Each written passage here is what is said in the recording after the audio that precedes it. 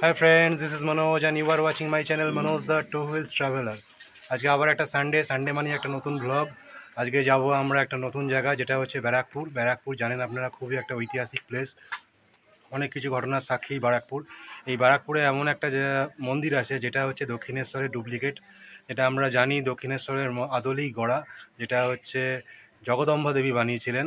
সেই জগদম্বা দেবীর নির্মিত অন্নপূর্ণা মন্দিরে আজকে আমরা যাব সবাই মিলে। তিনজনেই বেরোচ্ছি সানডেতে দুপুরবেলা, বিকেল পৌঁছাবো। আজকে আর বাইক নেব না, বাইক রেখে আমরা ট্রেনে করে যাব। তো চলুন আমার সঙ্গে, কেমন লাগে এই নতুন জায়গাটা। যারা অনেকেই হয়তো জানেন না, পুরো দক্ষিণেশ্বরের আদলে তৈরি এই অন্নপূর্ণা মন্দির। এই অন্নপূর্ণা মন্দির আজকে বিকালের আলোতে দেখে আসবো। তো বন্ধুরা, পৌঁছে গেলাম ব্যারাকপুর স্টেশনে। এই যে ব্যারাকপুর স্টেশন। তো ট্রেনে করে এসেছি, প্রথমে দমদমে এসেছি মেট্রো করে, তারপর ওখান থেকে ট্রেন ধরে চলে এসেছি ব্যারাকপুর। এখন স্টেশন থেকে বেরিয়ে আমরা অটো ধরবো, যাবো হচ্ছে অন্নপূর্ণা মন্দিরে।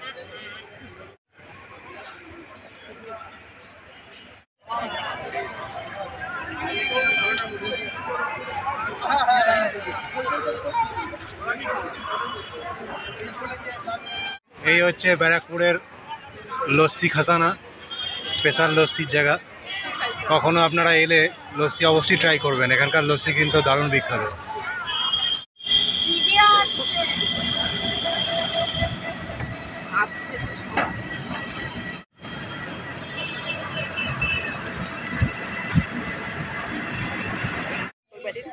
বন্ধুরা, আমরা চলে এসেছি ব্যারাকপুরের অন্নপূর্ণা মন্দিরের সামনে।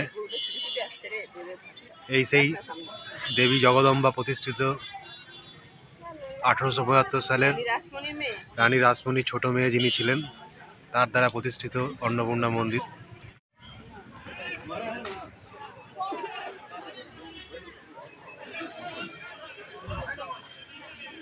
এই হচ্ছে অন্নপূর্ণা মন্দিরের মেন এন্ট্রান্স। গুড্ডু আর মধুমতা এগিয়ে গেছে।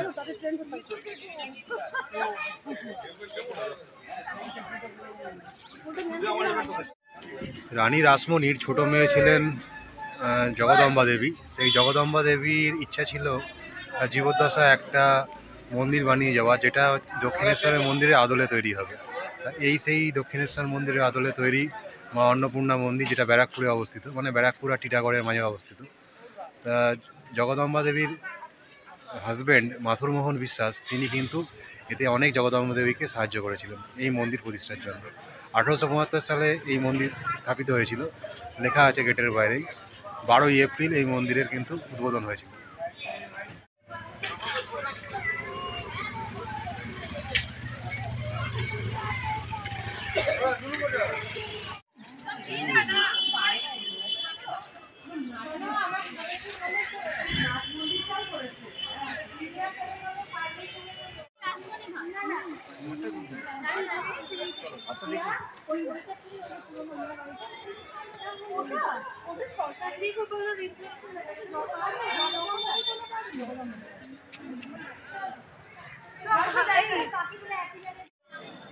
এইখানেই রয়েছে, ঠিক মন্দিরের সামনেই রয়েছে, একদম দক্ষিণেশ্বরের অনুকরণে বানানো এই নাট মন্দির, যেখানে বসে বসে কিন্তু দেবী দর্শন করা যায়।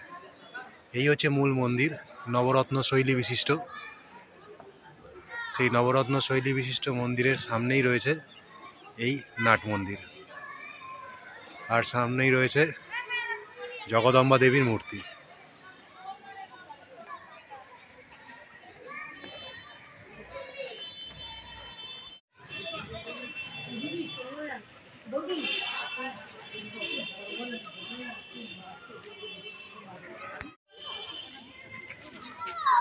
এই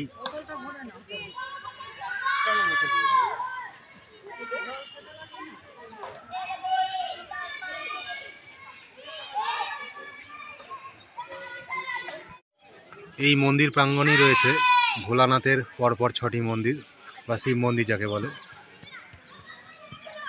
আর ঠিক মধ্যিখানেই অবস্থান করে রয়েছে এই মা অন্নপূর্ণার মন্দির।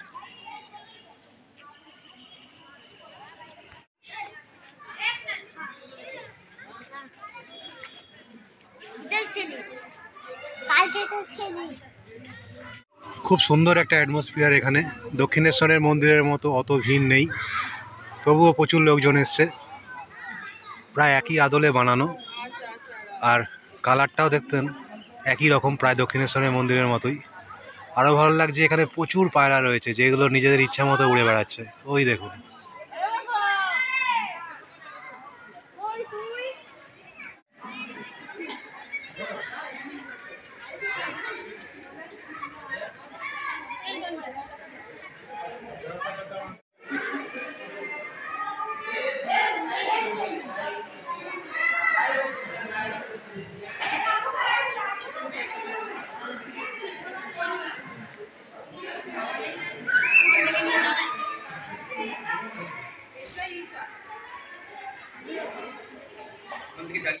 কেমন লাগছে অন্নপূর্ণা মন্দিরে এসে? দক্ষিণেশ্বরের থেকে ছোটখাটোর মন্দির থেকে কিন্তু খুব সুন্দর, জায়গাটাও নিরিবিলি ফাঁকা, মানে বিকেলটা কাটানোর মতো খুব সুন্দর জায়গা আছে। 2-4 ঘন্টা কাটানোর মতো সুন্দর জায়গা। পাশেই সামনে গঙ্গার ঘাট।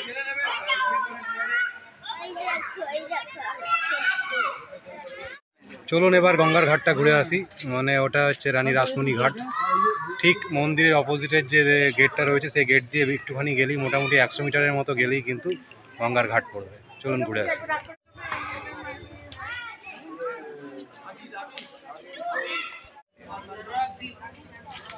এই চলে এসেছি গঙ্গার ঘাটে, যেটা রাসমণি ঘাট নামে পরিচিত।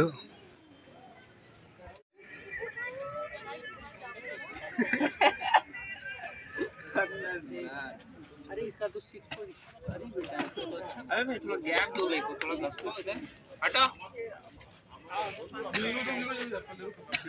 खाने जाओ जाओ ना ओ बाबा 7% सुनेगा मेरा। আজকের দিনের মতো ভিডিও শেষ করছি। সন্ধে হয়ে গেছে, এখন ব্যারাকপুর থেকে বিদায় নেব আমাদের গড়িয়ার উদ্দেশ্যে। তার আগে আমরা একটু টিফিন করে নিচ্ছি। গুড্ডু একটু মোমো খাবে, তা আমার এই পেছনে মোমোর দোকান। এই লাইন দিয়ে সব ফুড স্টল রয়েছে। এখানে ব্যারাকপুরে এলে আপনারা কিন্তু এই ফুড স্টলগুলোতে ট্রাই করতেই পারেন। তো মোমো খাবে, এখন মোমোর অর্ডার দিয়েছি। চলুন পরে ভিডিওতে দেখা হচ্ছে, ততক্ষণের জন্য ভালো থাকবেন সবাই। Tata, bye bye.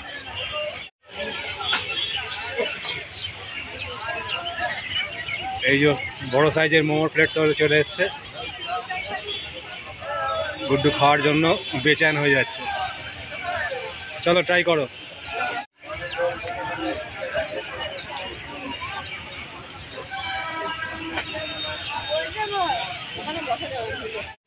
এখন আমরা ব্যারাকপুরের লস্যি ট্রাই করছি।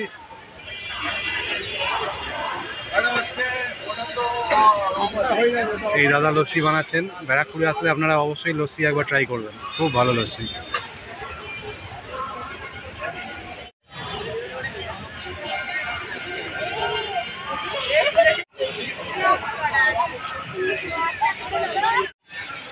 প্লিজ লাইক করবেন, শেয়ার করবেন এবং অবশ্যই কিন্তু চ্যানেলটাকে সাবস্ক্রাইব করবেন। যারা নতুন তারা অবশ্যই সাবস্ক্রাইব করবেন। আর একটা লাইক তো বানতে হয় বস, তো প্লিজ লাইক করে যাবেন। সবাই ভালো থাকবেন, টাটা।